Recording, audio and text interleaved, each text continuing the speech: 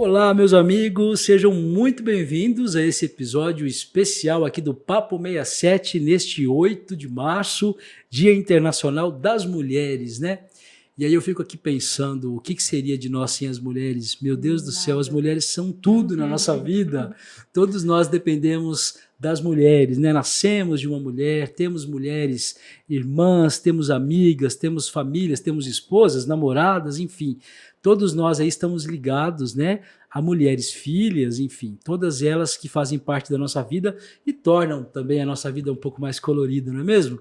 Então aqui a gente quer homenagear todas as mulheres que estão nos acompanhando aqui nesse episódio especial do Papo 67 por esse episódio. E nada menos do que receber uma mulher importante aqui. Opa! Uma grande representante das mulheres. Eu estou falando da doutora Vanessa Lima, né? Médica intensivista, tem uma história linda para contar. Eu quero começar te agradecendo por ter aceito o nosso convite para representar as mulheres nesse episódio, doutora. É uma honra estar aqui, na verdade. Como eu disse, eu sou um pouco tímida, porém, recusar um convite desse é inaceitável, né? Representar uma classe que eu defendo muito, que eu admiro muitas mulheres, então estou aqui até em homenagem a elas. E não só nessa pandemia que me fez crescer mais ainda como mulher, como representante de uma classe de saúde que teve todo um marco aí na história, né? Então é uma honra. Eu sou mãe, eu sou filha, eu sou tia, eu sou esposa, sou um pouquinho de cada mulher dessa. Poxa vida, então, como eu disse, é uma representante mesmo em todos os sentidos, né? Bom, eu vou falar bastante da sua profissão, a gente vai falar bastante dos desafios, né, que foram aí recentemente calculados e foram concluídos, né, com essa questão da Covid, mas antes disso eu queria entender um pouco melhor quem é a Vanessa. E aí agora eu te peço até licença, doutora Vanessa, para te chamar de Vanessa, porque você é jovem, né? Por favor. E a gente estava conversando aqui, somos da mesma região, pessoal, olha só que bacana. A doutora Vanessa, né, a Vanessa é de Dracena, aqui interior de São Paulo, cidade onde eu tenho parentes, né, eu fui criado em Junquerópolis também, tenho grandes amigos. Vizinhos. Fomos vizinhos por muito tempo, viu? Morei uma bela parte da minha vida ali e parte da minha família é de Junquerópolis, né? Tenho tios, tenho primos ali. Então, eu acho que em algum momento, inclusive, da nossa vida, talvez a gente tenha ali se encontrado, né? Isso, ou talvez sejamos parentes e nem sabemos, né? Mas... Poxa vida, aquela galera ali é bem próxima mesmo. Mas conta pra gente um pouquinho, então, Vanessa, da sua história. Você é dracenense, como é que veio parar em Três Lagoas? Eu nasci em Dracena, meus pais estão lá até hoje, né? Mas eu morei por pouco tempo. Eu fui estudar fora, fiz faculdade em Alfenas, em Minas Gerais, fui para São Paulo, fiz minha residência e aí já estava casada, casei no primeiro ano de residência e quis voltar para o interior para ficar perto da família, né? Meus pais, sogro, sogra, tá todo mundo em Dracena. Só que eu até brincava com meu esposo. Eu falei, vamos ficar perto, mas também não tão junto, né? Porque os pais, todo mundo vem em casa visitar, mas tem cada um a sua privacidade. E Três Lagoas é uma cidade que está crescendo muito. Na época a gente veio há 10 anos atrás, era uma cidade, ainda é uma cidade com muito campo, principalmente na saúde e na advocacia, então a gente escolheu Três Lagoas. Hoje eu sou treslagoense. Eu vou para Dracena todo fim de semana, sou muito família, então como os pais estão lá, eu vou até para estar próximo, cuidar deles. Então quase todo fim de semana eu estou por lá. Os pais continuam em Dracena mesmo? Continua. Meu pai foi bancário, vereador lá, aposentou e é enraizado em Dracena. Minha mãe é uma mulher que, até uma das que eu homenageio, que é minha inspiradora. Ela é uma dona de casa, deixou todo o estudo para cuidar de nós, eu e meus irmãos. Mas é a nossa guerreira. Como é o nome dela? Ivone. Dona Ivone, um grande abraço para a senhora e parabéns aí pela filha, parabéns pelos filhos, né? E principalmente pela família que a senhora construiu também. Receba a nossa homenagem aqui também nesse episódio, né? Por meio da Vanessa e sua filha. Que bacana. E aí vocês têm esse contato sempre, então? Tá sempre lá visitando eles? Se não tá lá, tá ligando. Agora com o WhatsApp, né? Todo mundo tá áudio, vídeo, tudo, o tempo todo. E é engraçado, né? Porque a gente passa pela mesma situação em casa, eles aprendendo a usar o WhatsApp, né?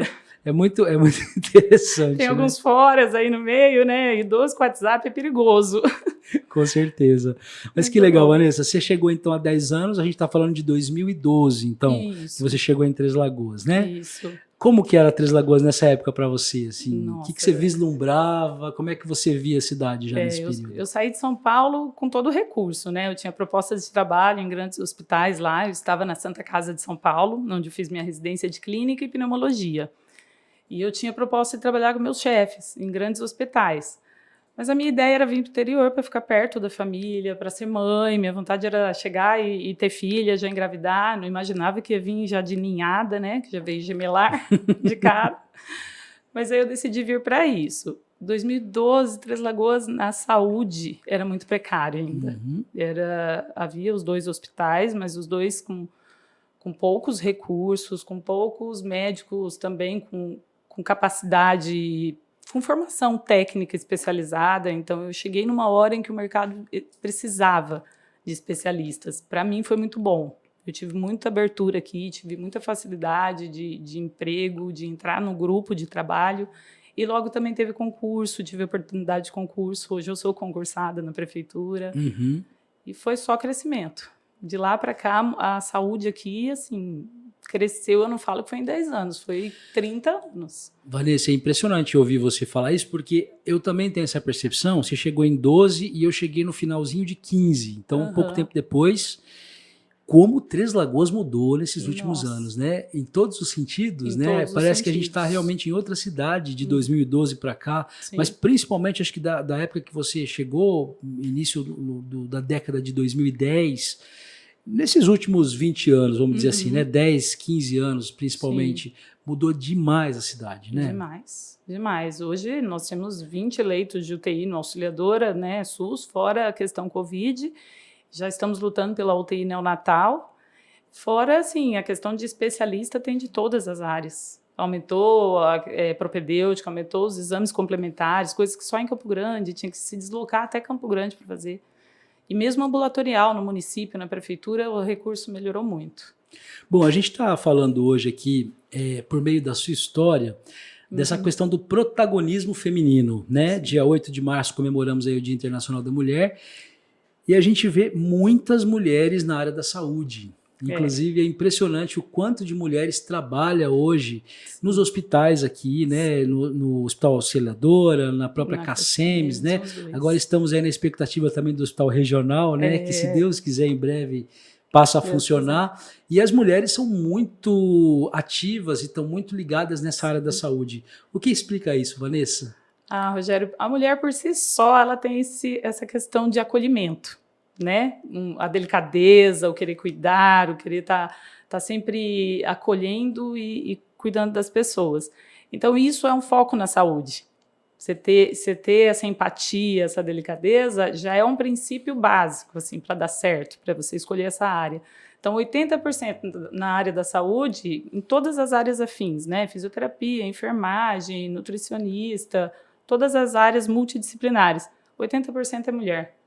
Já vem de berço, eu falo, já vem de berço, o querer ser mãe, o querer cuidar, né? É impressionante ouvir isso, porque eu tenho uma irmã também que é enfermeira e as minhas 2 irmãs são mães, enfim, eu fico prestando atenção à forma como elas falam, né, de suas profissões e falam dos filhos, da família. Sim.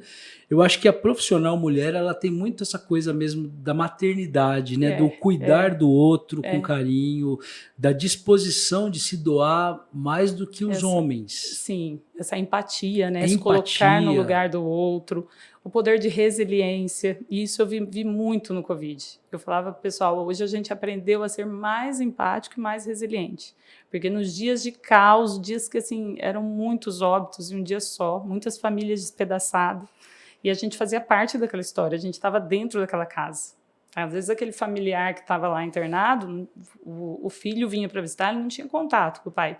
O único contato era nós, que estávamos ali na linha de frente. Então nós entrávamos na casa dele, na vida, na história deles, e poder sorrir com os olhos, a gente chorava com eles, ou sorria com os olhos. Estava todo mundo mascarado, né? Então isso é uma coisa que a mulher tem. Eu tenho colegas, claro, dentro da área, homens que com... Muito bons profissionais também, muitos né? bons profissionais e com a sua sensibilidade e delicadeza soube levar muito bem. Sim. Mas vem de berço mesmo. Repito que é da mulher isso. De um modo geral, a gente pode dizer também que os profissionais da saúde são diferenciados porque eles cuidam das outras pessoas, né? Eu acho que isso é um dom, muito mais do que você ter a parte técnica, Sim. que a gente aprende realmente na universidade, toda a parte técnica, mas eu acho que a disposição de cuidar do outro é um dom e não é para qualquer um, né? Eu falo que é uma dádiva. É uma dádiva. É uma dádiva. Realmente. Bom, eu tô louco para saber dessas histórias da Covid aí, mas antes eu preciso te perguntar o seguinte, você é médica intensivista, né? A minha... Qual que é isso? Eu queria que você explicasse pra gente o que é assim, isso. Né? O que é intensivista? Ser médico intensivista. Primeiro, a minha formação foi clínico, eu fiz 2 anos de clínica médica, que é se aperfeiçoar mais na área de investigação. O cirurgião, ele é o que quer operar, o clínico quer investigar, montar o quebra-cabeça da história. Depois eu fiz pneumologia, que eu falo que no Covid eu caí em todas as áreas, né? Porque o pneumologista também foi muito procurado. Viveu intensamente. Intensamente. Eu acordava e dormia, eu respirava Covid, né? E intensivista. Intensivista é o médico que cuida do paciente crítico, paciente de UTI, de unidade de terapia intensiva. Então, esse paciente é o paciente mais grave, que demanda recurso, demanda uma atenção 24 horas. Então, ele tem que ter um técnico para ele, um médico de plantão ali para cada 10 leitos. Então, uma equipe toda focada no cuidado dele. Ele fica monitorizado 24 horas. Meu Deus. E, além disso, eu quis fazer cuidados paliativos. Antes de começar a pandemia, sem saber, né, o que tinha por vir, acho que Deus já nos coloca em alguns caminhos proposital. Cuidados paliativos é uma área que ajuda o cuidar na terminalidade. Não é só na terminalidade, mas foco no Brasil ainda é esse, que é dar conforto mesmo na hora que eu não tenho cura. Então, é olhar para o doente, não para a doença, olhar para a pessoa. Então, muitas vezes eu chegava nesse momento, no Covid, de não ter mais reversão. Só que eu tinha que olhar para as outras angústias da família. Não era mais não só do paciente, também a angústia da família, a angústia de todos. Eu fico imaginando como é que não deve ser o clima, né, num lugar desse, se você realmente não tiver com a cabeça muito boa, sim, a dificuldade que é, né? Eu vou tentar manter uma cronologia aqui, eu tô louco para perguntar algumas coisas em relação à Covid, né, algumas questões realmente que ainda são pontuais, a gente ainda vive a Covid, né, sim. Vanessa, eu acho que é importante dizer isso, as pessoas estão completamente tranquilas já, mas não deveriam, porque a doença ainda existe, né? Os cuidados ainda são necessários. E é um vírus, a gente não sabe na questão de mutação, quando vai vir uma nova cepa, qual vai ser a característica dessa nova cepa, né? Bom, você chegando em Três Lagoas em 2012, você já veio para atuar na medicina? Como é que foi isso? Já veio para realmente assumir o cargo ali de médica? Já começou a trabalhar no Auxiliadora? Já. Eu em São Paulo já comecei a ligar aqui. Certo. Liguei na Secretaria de Saúde, na época, né, conversei com a secretária atual, conversei no hospital com a diretora do hospital e já mandei meu currículo. E já imediatamente me contrataram. Eu pedi um prazo para me desligar dos serviços de lá e 1º de maio eu já estava aqui. Minto, 1º de abril de 2012. 2012. Não era mentira. Não era mentira, era real mesmo. Cheguei em Três Lagoas dia 1º de abril e em julho eu já estava grávida. Minha vontade de chegar era tanta, bebi água de Três Lagoas e já engravidei. Já vim contratada, já vim trabalhando, logo já alugamos casa, já ficamos aqui por definitivo. A gente sempre divide a vida, né, recente agora entre pós-Covid e pré-Covid, antes da Covid, né? Antes da gente falar desses desafios que você teve como médica nesse período, né, da Covid, quando realmente começou a pandemia, imagino também que você deve ter passado por poucas e boas, já deve ter tido várias situações ali, né, Vanessa? Tem alguma coisa que você destaca, que realmente marcou você como profissional? Tem vários momentos, hein, Rogério, porque a gente acaba levando um pouquinho pro lado pessoal, né? Tem sempre aquele paciente, eu gosto muito de cuidar de idoso, principalmente, né? E a minha área, como UTI, como pneumologista, a gente acaba atendendo muito. E eu já tive muitas experiências que eu trouxe a saudade do meu avô, a saudade da minha avó, e me identifiquei e levei para dentro de casa aquela dor, aquele sofrimento. Teve momentos a trauma, pacientes jovens com trauma, que isso é mais impactante para nós. E principalmente depois que eu tive minhas filhas. Mudou muito também.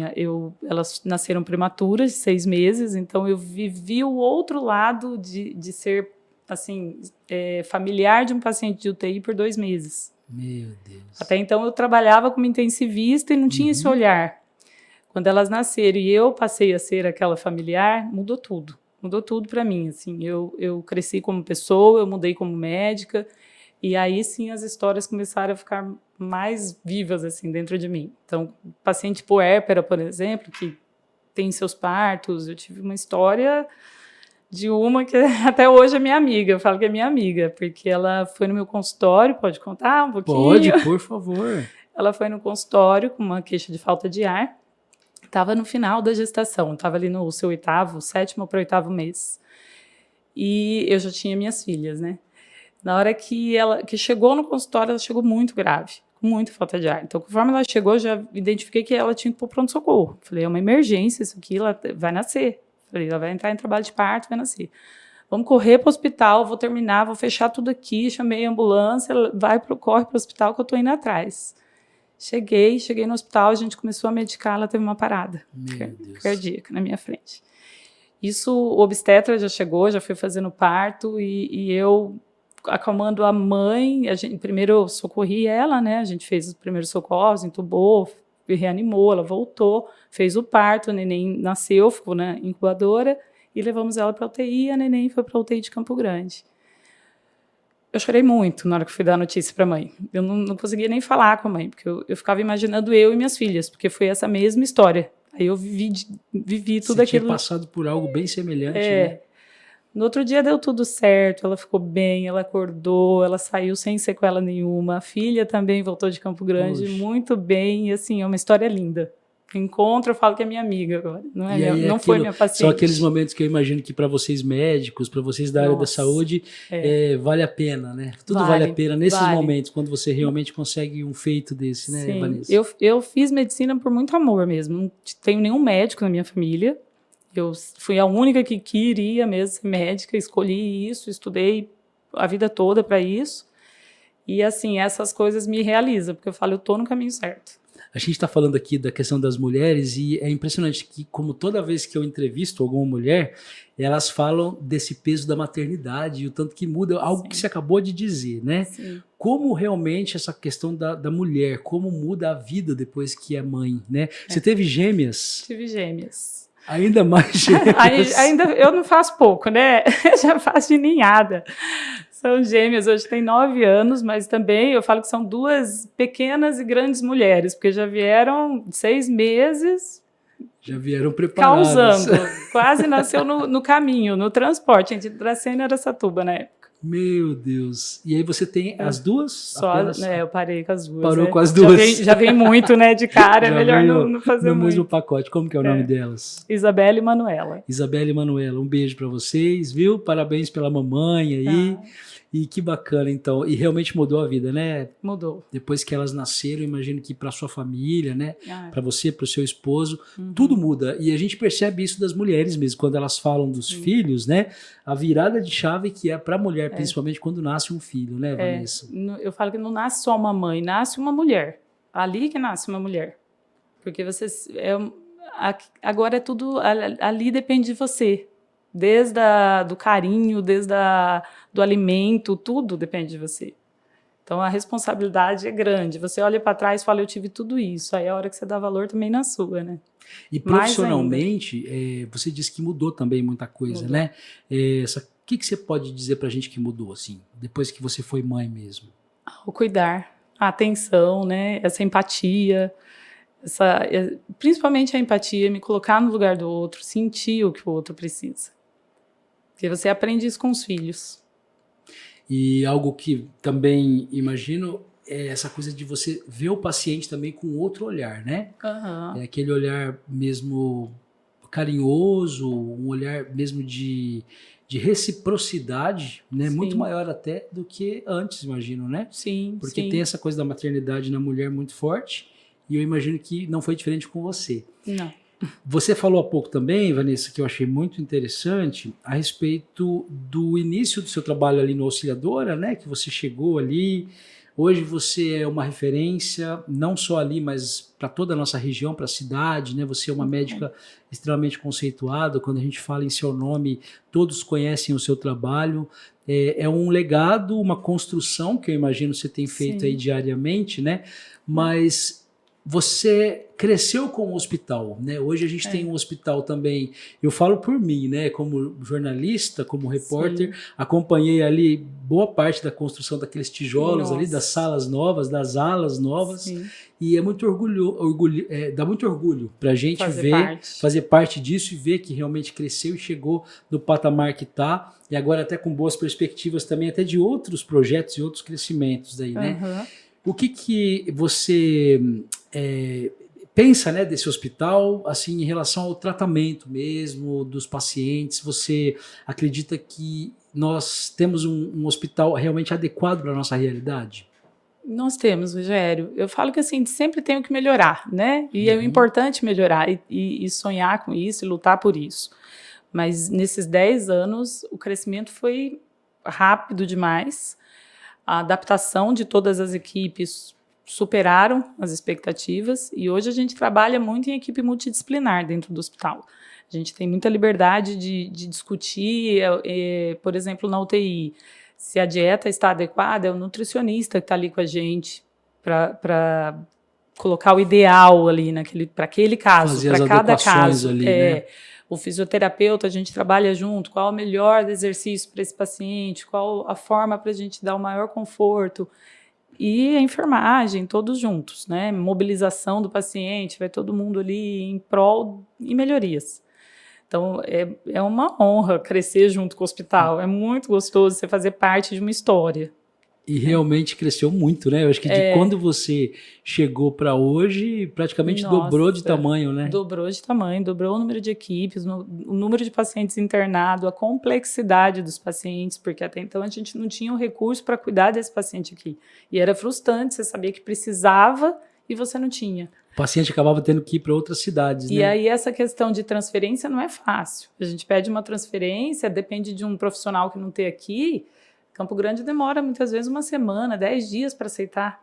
E aí você está ali sofrendo com a dor, com a família e de mãos atadas. Muita gente, inclusive, questiona isso, fala, mas como é que é o atendimento em saúde lá em Três Lagoas, né? As Três Lagoas é referência em saúde, Três Lagoas é referência em saúde, né, doutora?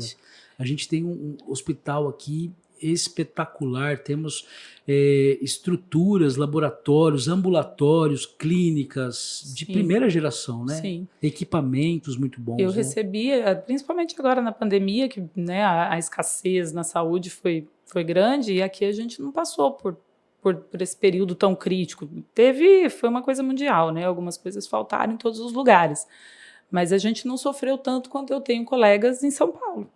Relativamente, aí, se a gente comparar com outros municípios, foi até mais tranquilo para a gente. Isso. Né? E aí a busca, por exemplo, eu tinha colegas de Dracena que me buscavam, queriam tratar aqui. Não queriam ficar lá, de vez para Prudente, que é uma outra referência, não, queriam vir para Três Lagoas. Eu escutei de vários pacientes que aqui eles se sentiam como particular e não SUS. Poxa vida. E era muito gostoso você escutar isso. Maravilhoso. Falar, doutora, eu fiquei internada em São Paulo, em tal hospital, e hoje aqui eu me sinto tão bem cuidado como lá. Porque eu vejo que vocês me escutam, vocês dão atenção, vocês cuidam. A questão da humanização, né? A humanização. Sempre foi uma preocupação de vocês a questão da humanização. Sim. Isso daí é onde a gente conseguiu, nessa pandemia, ver como o nosso trabalho foi bem feito. E era o diferencial realmente da equipe, né? Era. Vamos falar da Covid, vai? Vamos falar da Covid. Eu estava tentando evitar, mas não tem como, né, gente? Doutora, 2019, né? Finalzinho de 2019, me corrija se estiver errado. Começou. Finalzinho de 2019, início de 2020, ainda rolou carnaval em 2020, muita gente se divertiu, né? E aí estourou. E a partir daí a vida mudou no mundo, né? A vida mudou no planeta. Sim. Essa pandemia realmente fez a gente virar de ponta cabeça. Como que foi para vocês, para você, né? Mas para vocês, principalmente para a equipe, aquela expectativa? Poxa, vamos ter o primeiro paciente Covid em Três Lagoas, e aí? Como é que vai ser? Nossa, Rogério, foi De início era pesadelo atrás de pesadelo, né? Três Lagoas não tinha ainda casos, mas fora daqui a gente tinha colegas sofrendo já em São Paulo e a gente ainda sem essa realidade. Nós fomos em 2 intensivistas no hospital, e a doutora Ana Cláudia, minha amiga, grande amiga. Um abraço, doutora Ana Cláudia, também. Que é outra pessoa que eu gostaria de homenagear. E assim, eu lembro eu e ela desesperada, estudando artigos, conversando com os amigos de fora, e ela olhava para mim e falava, vai ter um momento que pode ser que eu precise te entubar, ou você me colocar num ventilador. Ou nossos amigos, como que nós vamos fazer? Vamos alugar um lugar, vamos morar juntas em um lugar, todo aquele desespero de comprar fralda, que médicos no Japão iam trabalhar com fralda, né? Aqueles EPIs, e a gente chegava a estudar tudo isso.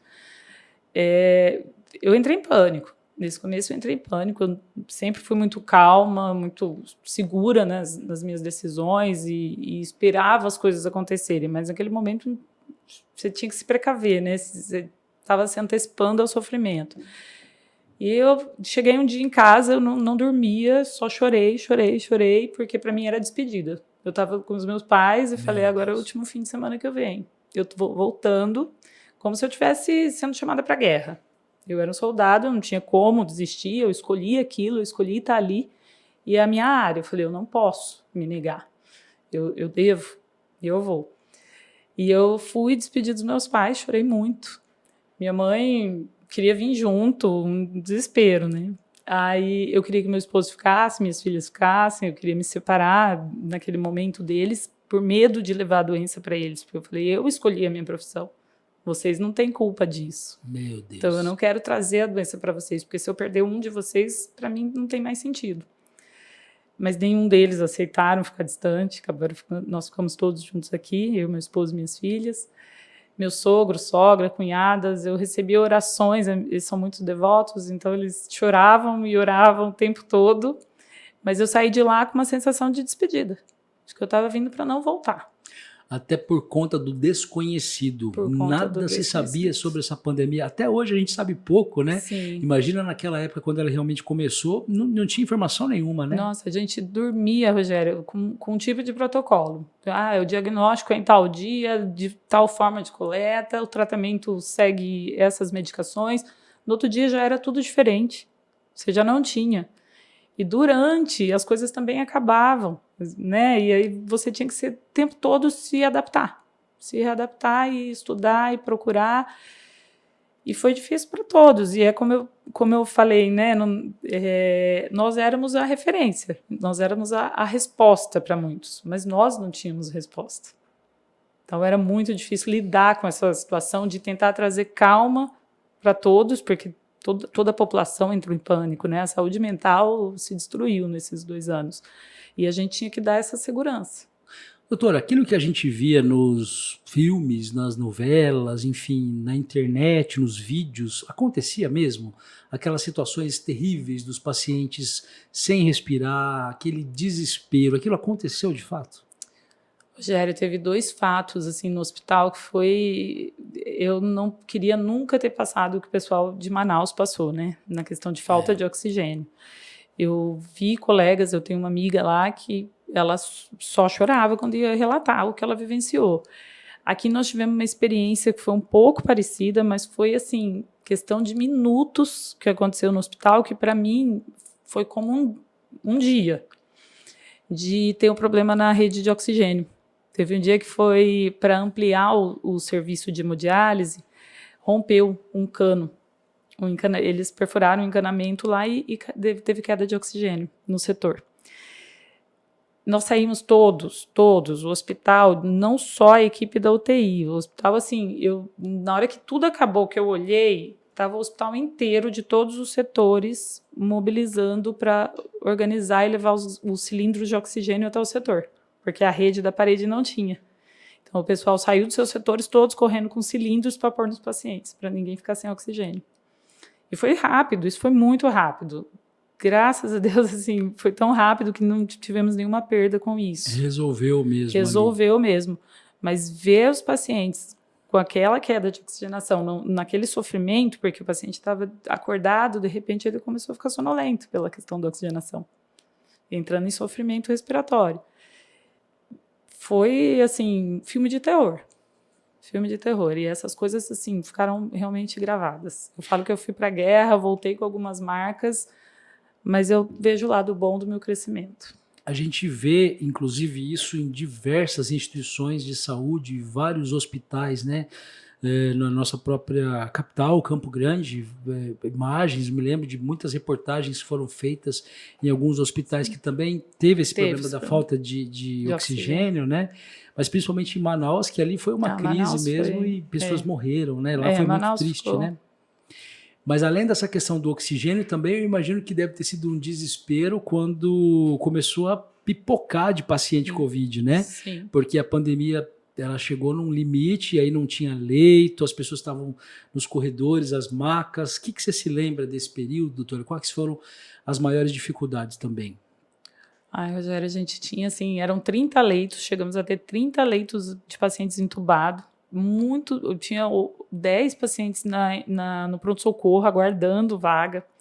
O UPA lotado. Então, era muitos pacientes dentro do município. Fora isso, os municípios ao redor, assim, todos solicitando vaga.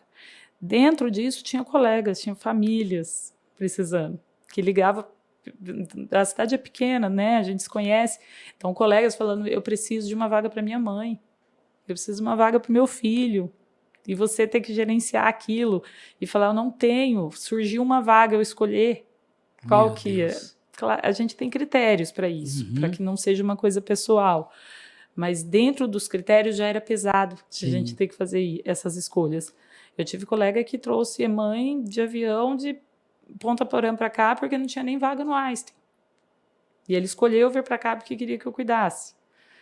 E nesse período até consegui a vaga porque estava um pouco mais calmo, mas era muito difícil. Teve um momento que eu tive que falar não para muitos amigos, porque eu não tinha. E aquilo me destruía. Eu imagino.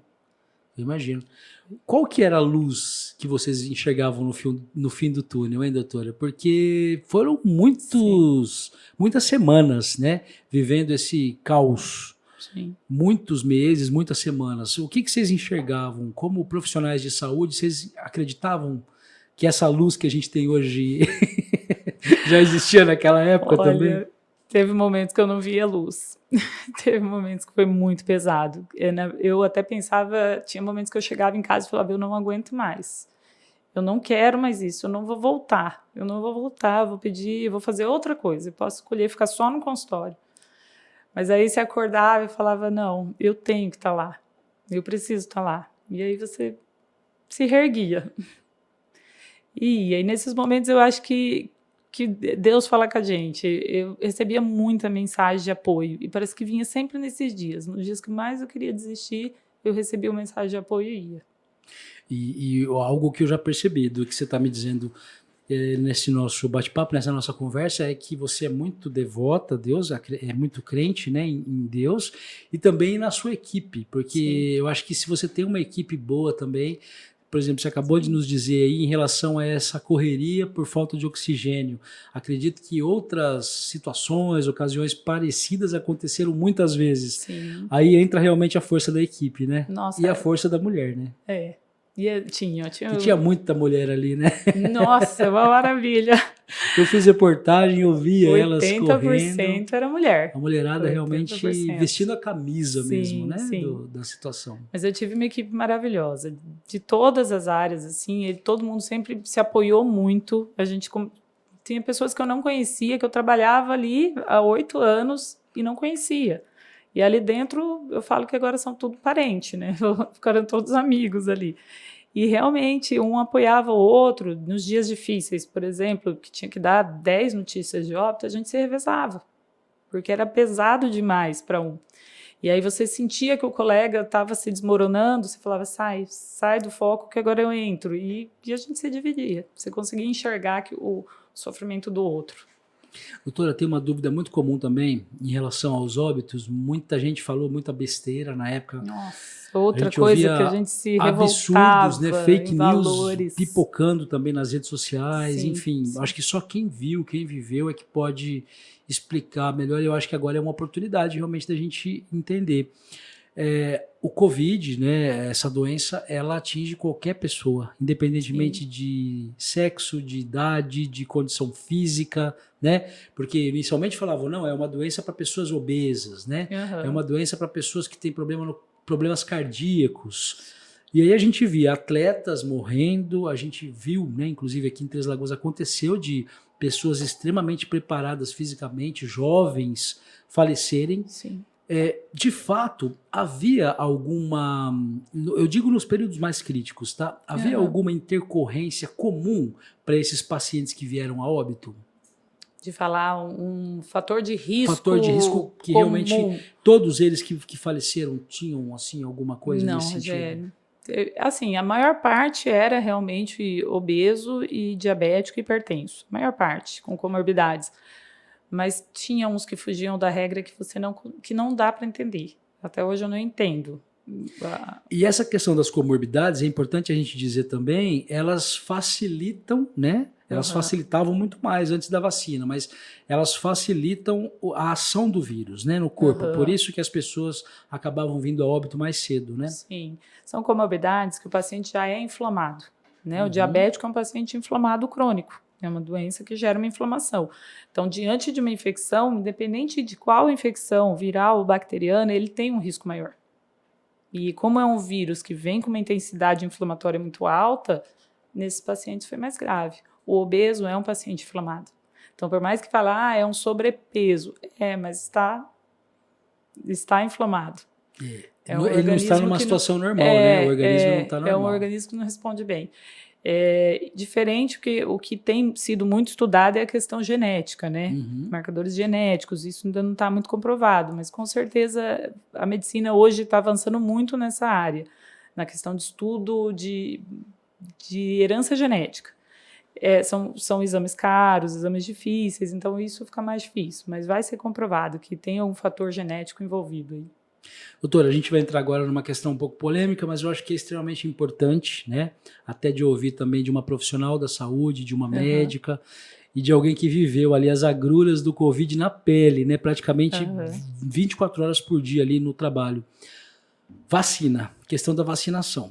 Não tem como dizer que não melhorou, né? Porque a gente percebe claramente a quantidade de pacientes que tiveram alta, outros que efetivamente nem foram, né, para o hospital, porque a gente viu ali uma redução considerável de pacientes também nas clínicas, né, nos hospitais, nos leitos, né? Isso é comum, isso é verdade, né? É verdade. Isso daí, Rogério, é até interessante. Com o avançar da vacinação, foi nítido a redução do número de casos naquela faixa de vacinação. Então, a pandemia começou acometendo mais idosos e pacientes com comorbidades. A vacinação entrou para essa primeira turma. Eram os primeiros vacinados. Caiu o número de internação de idoso e com comorbidade. Isso já foi sensível na época? Já foi sensível, você já não via mais idoso. Aí já começou a internar os pacientes de 60, 50, que não estavam vacinados. Vacinou, começou a cair, começou a pegar os de 40. Então era nítido que com o avançar da vacina, quem estava internando eram os que não estavam vacinados. E a partir do momento que vacinou todos, fez a queda brusca no número de internação e na gravidade. Mesmo aqueles que estavam internados já não estavam tão graves como antes. Antes o paciente chegava para nós no 7º dia, que quando começava a ter o acometimento da via aérea inferior, que a gente fala que em 7 dias é mais superior, né? É mais uma rinite, sinusite, a garganta. 7 dias para frente começa a pneumonia, que é onde começava a insuficiência respiratória. Que o vírus já está instalado realmente ali na via aérea inferior. Nas vias aéreas, né? E aí, nesse momento, do 7º para o 9º dia, o paciente no 7º estava andando, no 8º estava acamado, no 9º estava entubado. Era muito rápido. E com a vacina, a gente viu que já não acontecia mais isso. A gente conseguia, nesses 7 a 10 dias, segurar o paciente, ele agravava, mas não chegava a uma insuficiência respiratória franca. Não agravava tanto o quadro. Isso eu vivencio até hoje. Em janeiro principalmente, fevereiro, que nós tivemos um aumento no número de casos, mesmo com uma cepa bem mais, né, bem menos, mais indolente, e com a maior parte da população vacinada, esses pacientes que internaram em janeiro e dezembro, janeiro e fevereiro, que foram os casos mais graves, 80% era não vacinado. Poxa vida. E também casos de influenza, porque o pessoal deixou de vacinar o da gripe comum, né? Procurou tanto a vacinação de Covid e deixou de vacinar a outra. Aí, quando a gente nem tinha mais surto de influenza. Era um caso ou outro isolado. Aí foi quando teve esse pico em janeiro. Vamos aproveitar então para orientar as pessoas. Não deve deixar de tomar a vacina de influenza também, né? Também não. Independentemente de tomar a vacina da Covid, tem que tomar todo ano a vacina da gripe, né? Sim, sim. E o pessoal me pergunta muito, vou aproveitar até esclarecer isso, que é uma dúvida muito comum. Ah, mas a vacina do Covid não vai acabar? A cada 4 meses eu vou ter que tomar essa vacina? A vacina da influenza que a gente tem, eu peguei o surto de influenza na minha residência em São Paulo, então eu já tinha passado por esse turbilhonamento aí na minha vida lá, eu já tinha chance de desistir lá, mas eu gostei e continuei. Feito test drive, né? Porque em São Paulo teve um surto, teve muitas mortes, e como eu estava na Santa Casa de São Paulo, era uma referência Brasil, né? Uhum. E na época a vacina da influenza foi questionada, teve também seus efeitos colaterais, tudo, e hoje você vê, há 12 anos isso, mais ou menos, ela também não é uma vacina duradoura, ela dura em torno de 10 meses. Ela não dura 12 meses. Só que como a característica do vírus é um vírus que também ele é mais sazonal, ele tem um período de acometimento, então ela consegue cobrir o período de inverno, por exemplo. A do Covid não. E por isso que ela tem que ser revacinada. O Covid é um vírus que tem uma mutação muito rápida. E aí vem uma boa notícia para alguns e uma péssima notícia para outros. A gente não vai deixar de tomar vacina tão cedo, né, doutora? Não. Todo ano ali, acho que talvez você vai ter que fazer um reforço. Até por conta disso mesmo, né? O vírus está mudando, ele está em mutação, então os laboratórios, né, as autoridades de saúde estão buscando. É uma guerra mesmo de rato e gato, né? Pesquisa sempre vai ter alguma coisa nova, né? O que mudou daquele período terrível em que nós tínhamos aquela falta de leitos, os pacientes entubados, né? A vacina chegou. Como é que está hoje o atendimento Covid, doutora? Como é que está hoje esse atendimento aos pacientes? Está bem mais tranquilo. A taxa de internação diminuiu muito. Hoje nós estamos com 20 leitos, né, do estado. A nossa ocupação chegou no máximo 40% ali de ocupação. Eu cheguei a ter 9 leitos no máximo, mas pacientes bem menos críticos do que antes, com uma equipe agora já mais, né, calejada, então tá bem mais fácil. E a gente recebe o estado todo, os 20 leitos, como é credenciado do estado, vem pacientes até de outras regiões. Outra ponta para nós. Poxa vida, eu não sabia disso, não. Sim. E todos os pacientes que estão chegando hoje, né, para serem atendidos, eles acabam sendo acometidos dessas variantes da Covid ou ainda...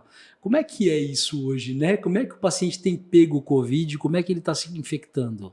Acaba sendo os aglomerados, não tem jeito. O pessoal baixou a guarda. O pessoal baixou a guarda, né? Então, não tem como fugir. É o lance da máscara mesmo, do álcool gel, distanciamento. Doenças respiratórias já eram assim, né, Rogério? Todo inverno, a orientação que eu dava em consultório, principalmente os pacientes mais graves, meus pacientes enfisematoso, eu sempre peço para evitar aglomerado. Porque, infelizmente, é nesses lugares que a gente vai pegar. Então, às vezes fala, mas eu não saio de casa, eu não vou em festa. Mas está no mercado todo dia.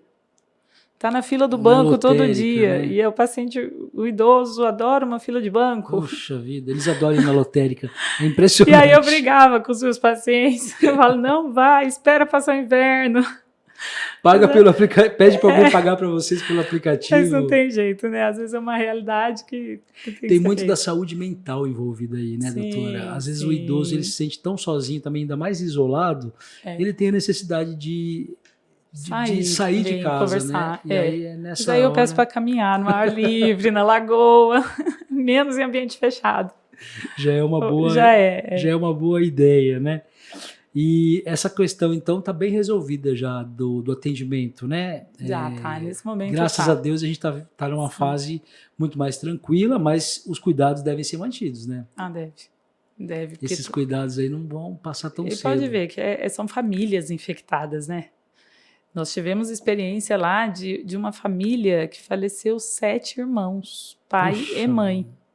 Eram 8 filhos, o pai e a mãe. É aquela família de Brasilândia? Aquela família foi Teve um um dos caso em primeiros. Brasilândia. Teve em Brasilândia, teve uma festa, né, Isso, que eles um fizeram. evento familiar. Foi bem no início aquilo lá da Isso, pandemia. eu me Aí lembro veio disso. veio dois, né? Dois Uhum. pacientes para nós. E vários ficaram infectados lá, né? Da própria festa. É. Mas essa não, foi uma outra família que um irmão até estava em Campo Grande, eles se encontraram, um estava em Campo Grande, os outros daqui. E você vê que assim, foram 7. A irmã, quando foi receber a última notícia, ela falou: não tem mais lágrima. Meu Deus. Não tem mais lágrima. Perdeu o pai, a mãe e 7 irmãos. Perguntando agora como médica, mas também como um ser humano comum, né? Uma médica tem uma visão mais técnica. Vou perguntar para Vanessa cidadã, né? Para Vanessa mãe.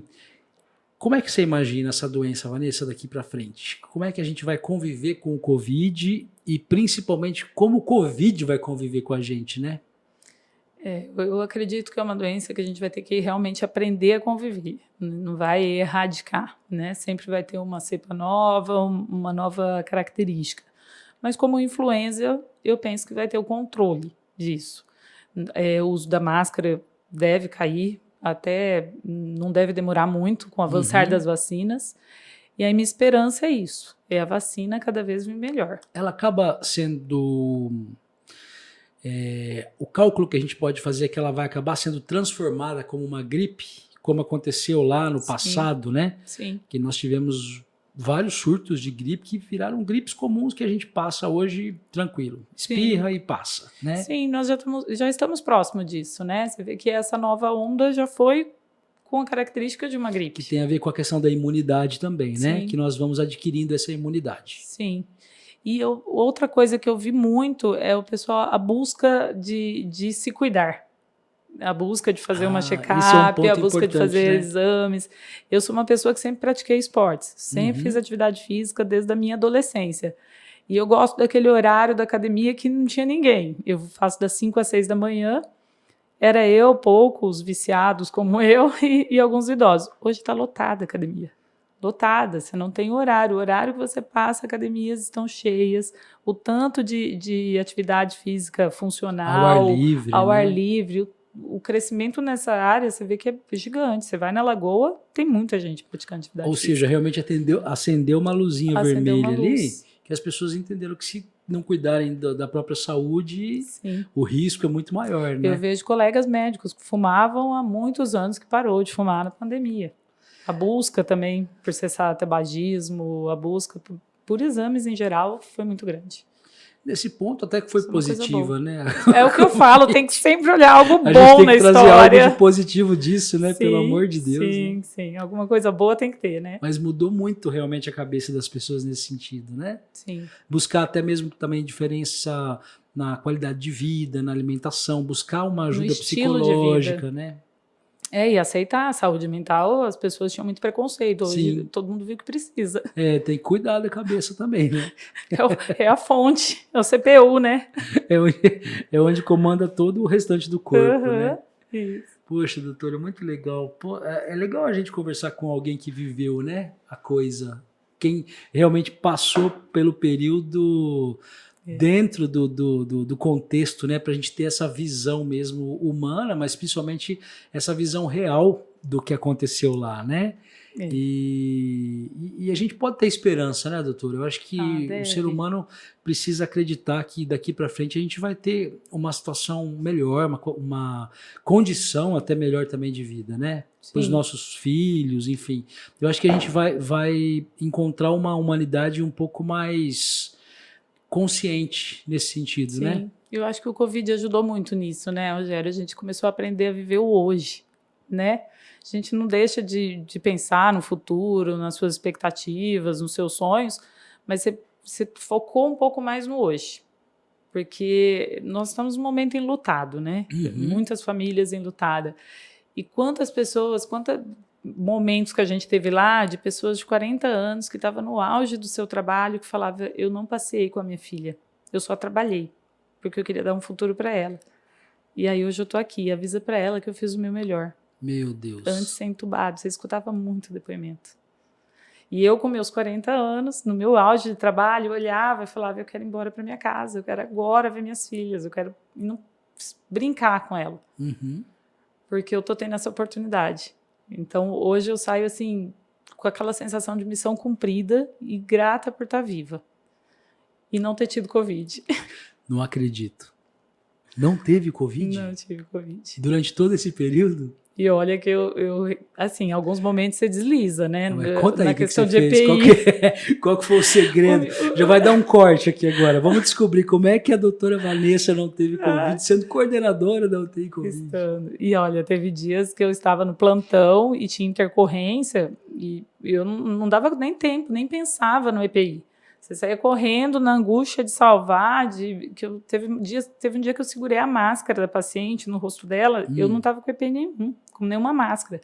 Eu segurei uma máscara de ventilação de pressão positiva que é a que mais dissemina, assim, estava disseminando partículas ali o tempo todo. De tanta angústia para que ela não piorasse. Eu queria cuidar dela, depois eu cuidava de mim. E eu não tive. Aí eu saía dali e falava, eu não sei. Não, se eu não peguei hoje, eu não pego mais. Eu pensava isso. Falava, em algum momento eu vou entender isso, mas hoje eu não entendo. Eu acredito muito na sua fé. É uma das coisas que eu acho que devem ter te ajudado muito, né? E acredito, obviamente, também no seu trabalho, na forma como você conduziu, que deve ter sido muito correto, né? Mas é impressionante ouvir isso de você, sabendo que você ficou o tempo todo ali no front, né? Na linha de frente mesmo. Sim. Ou vaso ruim, né? Não, vaso bom. Porque vaso ruim não faria isso que você fez, né? Não. Tem todo um aspecto também positivo. E o que você pensa agora daqui para frente para a sua profissão? Depois de ter passado por tudo isso, né, Vanessa? Ter encarado aí a UTI, ter encarado a equipe, né? Ter passado por toda a dificuldade da Covid. Como é que a doutora Vanessa, médica, pensa o futuro dela como profissional? Olha, como profissional, eu ainda quero crescer, claro. Ainda estou numa nova pós agora de gestão, quero fazer uma outra em foco de reabilitação. E eu gosto muito disso, de reabilitação, de cuidar do paciente crônico, doenças que não têm cura, mas que eu possa dar qualidade de vida, longevidade com qualidade. Então eu quero focar numa saúde, numa medicina de bem-estar. Poxa, que bacana. Que é uma área isso, que eu gosto muito. Que, aliás, é muito latente lá fora, né? Sim. A gente vê que Estados Unidos e Europa tem vários países que eles levam isso muito em consideração. Sim. É não tratar a doença, é tratar a pessoa. Porque daí, se a pessoa está bem tratada, ela não adoece, né? Sim, e o cuidados paliativos que eu fiz já é isso, né? Então, você olha, às vezes, tem diabetes. Ok, tem uma doença que não tem cura. No decorrer dos anos, hoje a gente vive mais. Então, antes morria aos seus 60, 70 e não sofria o que a doença traz. Hoje, aos 90, a doença vai trazer limitações, junto com a idade, com as outras coisas que vão aparecer. Então, eu quero que esses 90 sejam um 90 bom, um 90 prazeroso, um 90 bem vivido, dentro das suas limitações, mas tem como. Quando chega aos 90, já fez tudo que tinha que fazer, né? Não, então... sempre tem alguma coisa, sempre tem um bisneto, um ainda tataraneto, coisa, alguém, tem alguma alegria para viver. Não é só descansar, nem achar que a vida acabou, não, né? Não. Tem muita coisa ainda para viver. E é interessante isso que você disse, porque muitas pessoas acabam tendo essa consciência muito tarde, né? Sim. Poxa vida, eu só trabalhei, ou então eu nunca realizei um sonho, eu nunca fiz o que eu gostaria de ter feito na minha vida, e aí passou a vida, muitas vezes a pessoa está com 40, 50, 60 anos e tem essa visão, né? Tem que começar logo, né? Começa amanhã. Sim, e é isso começa que o COVID, hoje, né? Isso que o Covid mostrou, né? Você tem que viver o hoje. Viver o hoje intensamente. Essas dicas que você trouxe também de saúde, que valem para todos nós, eu acho que é uma preocupação também que principalmente as novas gerações têm que ter, né, doutora? Sim. Porque eu acho que a gente tem a mesma faixa etária. Acredito nisso. Na nossa época era muito comum a gente ter uma infância muito agitada, com muita interação, muita atividade física, muita coisa. Corria muito na rua, arrancava o dedão do pé, chegava, né? Ainda mais em Dracena, né? Junquerópolis. Subia nas Demais. árvores, né? Tinha até morro para escalar cipó, era bom demais. A minha mãe, quando ela descobria que eu estava em algum lugar com os meus amigos, já tinha passado 2 dias já, e aí eu chegava em casa e, ó, a gente ia... Assim mesmo. E voltavam né? uns tatu para casa, Voltavam né? uns tatu, e ela falava, meu Deus do céu, onde é que você estava, filho? Pelo amor de Deus. Mas foi muito bom, né? Muito Que a bom. gente percebe hoje muito diferente dessa geração, né? O pessoal mais dentro de casa, mais... Então, Celular. é importante realmente ter essa interação, né? Sim. E cuidar dessa saúde física também desde cedo, né, doutora? Sim, criar esse hábito nas crianças, né? De brincar, de continuar correndo e brincando e fazendo uma atividade física de uma forma prazerosa. Eu busco isso em casa, eu luto também, porque celular é difícil disputar com celular.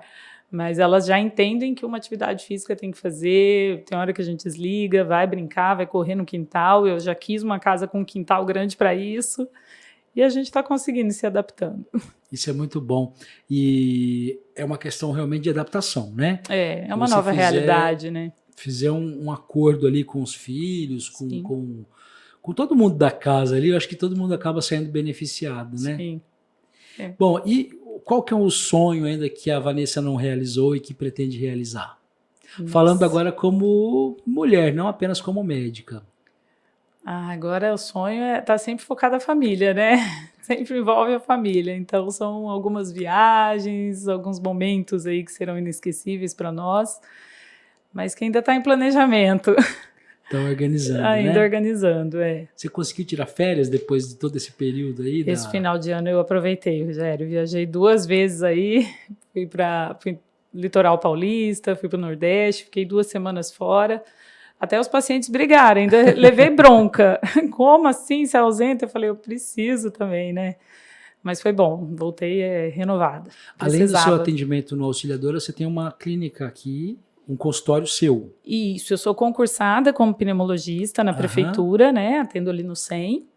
Tenho o consultório particular, que é no Instituto Rodini, e faço UTI no Auxiliadora. E no Rodini também como pneumologista? Como pneumologista no Instituto Rodini. Uhum. Que, aliás, Três Lagoas tem recebido muita gente, né, de fora, pacientes de outras cidades que ficam impressionados mesmo com a estrutura que a gente dispõe hoje aqui de atendimento, né? Sim, eu vou, às vezes eu vou para meus pais para passear, me buscam em casa, querendo que eu dê uma atenção lá, fala que eu tô de férias, mas aqui a atenção é privilegiada, viu? A gente tem um privilégio aqui na saúde. Doutora, a gente começou esse bate-papo falando da importância da mulher, né? Que a gente estava gravando isso um dia antes, mas isso entra exatamente no dia 8 de março, Dia Internacional da Mulher.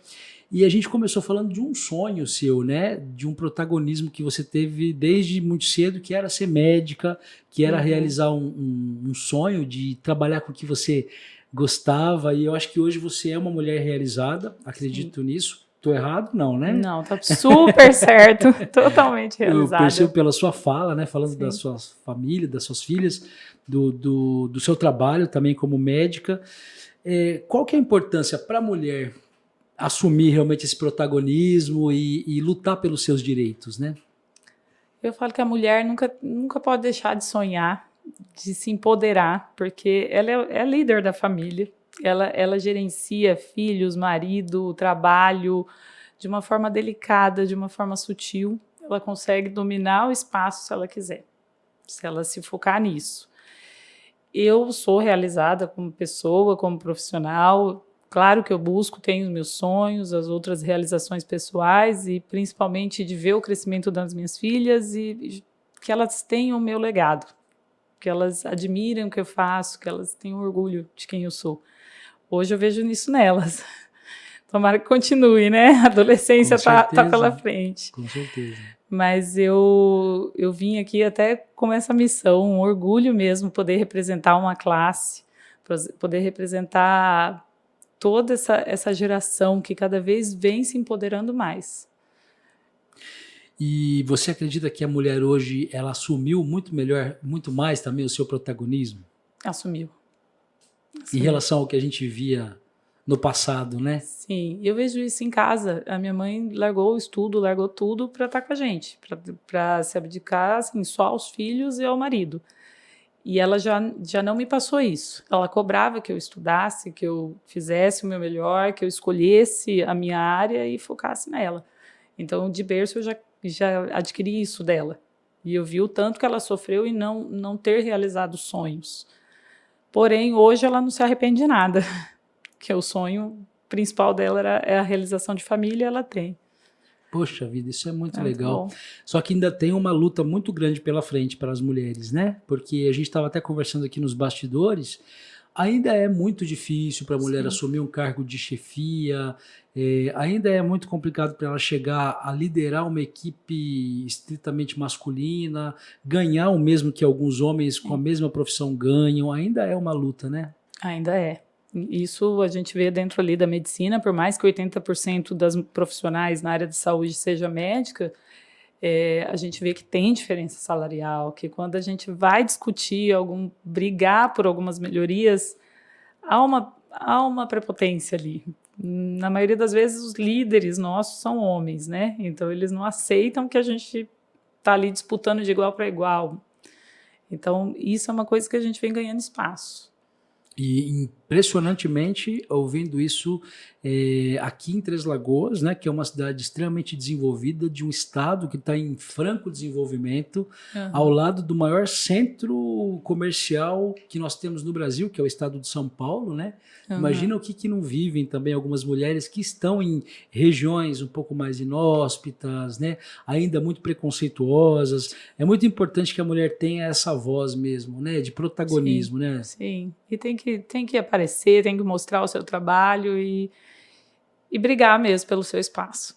Eu acho que o principal é isso aí, acho que você resumiu mesmo, brigar pelo espaço, porque se está ocupando um espaço é porque tem competência para isso, mas merece e principalmente faz por merecer cada vez mais, porque quando também assume, que é o que a gente estava dizendo agora, faz isso com muita galhardia, muita precisão, né, doutora? Faz com garra. Eu falo, todas as minhas fases de estudo, a minha última de UTI mesmo, eu estudava com as meninas no colo.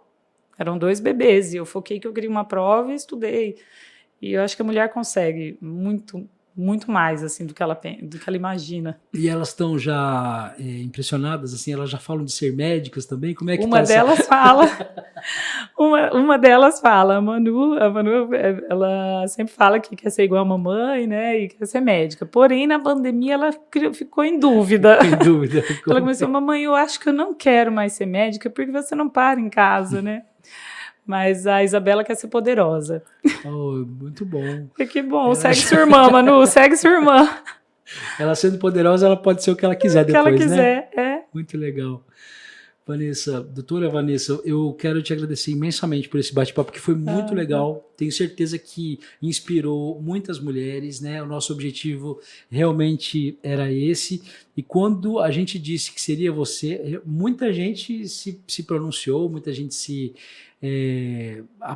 mandou mensagem, né? Se manifestou positivamente, porque o seu trabalho, né, foi muito legal durante esse período, e você é muito querido e muito conhecido em Três Lagoas.